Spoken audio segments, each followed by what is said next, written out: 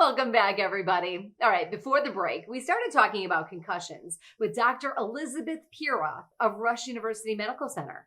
She's the concussion specialist for the Bears, Blackhawks, White Sox, Chicago Fire, and Women's National Soccer League.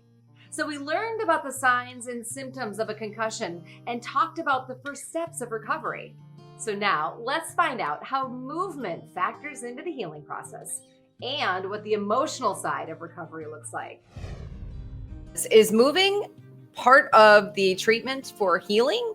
It actually is. There's been a lot of research that has told us that the sooner people actually start to move, they get better. Again, it has to be specific to that person, and we have to be really careful when it comes to adolescents. When we're talking about the recovery process, can you give us a window? It's so individualized. People recover from concussions somewhere between 1 to 3 weeks. Can take a little longer in kids. It's not at all unusual for children to have symptoms for 3 to 4 weeks. Is there an emotional or mental part of recovery from a concussion? People have these sort of fluctuations of mood, continued irritability. So we really want to make sure that we're addressing that. And that means making sure that we're focusing on getting good quality sleep, consistent sleep.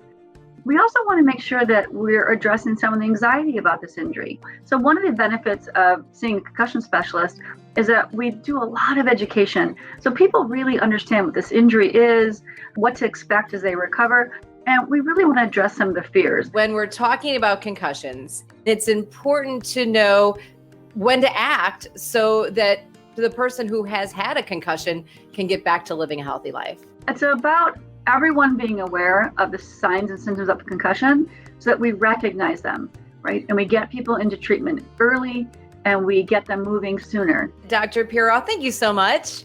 Thank you for having me. For more health tips and information, just check out our website. Go to livinghealthytv.com. You want more content about living healthy? Well, it's easy. Check out these videos right here and subscribe right here for more.